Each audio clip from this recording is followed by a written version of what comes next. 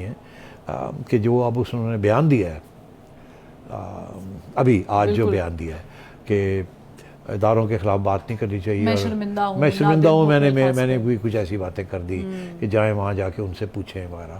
اور ادھر شہباز شریف صاحب نے بھی بیان دے دیا. ایک طرف وہ خیر مقدم کرتے ہیں اس قسم کی کانفرنس کا کیونکہ ظاہر ہے it's a good thing for Pakistan. Shahbaz Sharif صاحب نے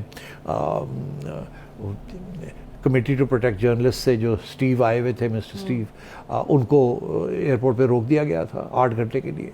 وہ ریپرزینٹ کرنے آئے تھے, بولنے آئے تھے, ان کی اسپیچ تھی.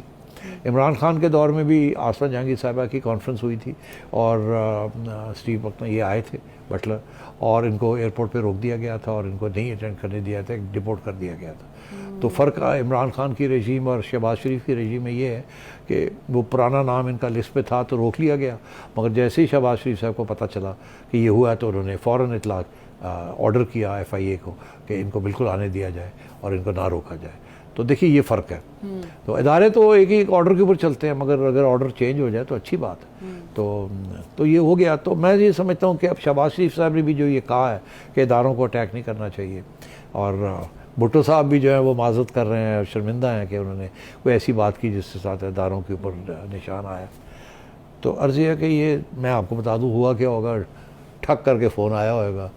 اور بلاول بھٹو صاحب کے لیے تو یہ بہت بڑا اعزاز تھا کہ فارن منسٹر بنا دیے گئے. وہ نہیں چاہتے کہ کوئی ڈیریل نہ ہو جائیں یا ان کے خلاف نہ کوئی اب کارروائی ہو جائے. تو یہ ان کو بھی ہو گیا, دونوں کو, پرائم منسٹر صاحب کو بھی اور فارن منسٹر صاحب کو بھی. Watch it.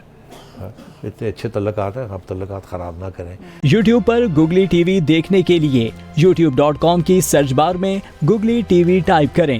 Googly T V کے پیج پر سرخ رنگ کے سبسکرپشن والے بٹن پر کلک کرنا نہ بھولیے. یوٹیوب پر اپلوڈ ہونے والی ویڈیو سے باخبر رہنے کے لیے بیل آئیکن پر کلک کیجیے. آپ کو ہر نئی آنے والی ویڈیو کے بارے میں نوٹیفیکیشن موصول ہو جائے گا.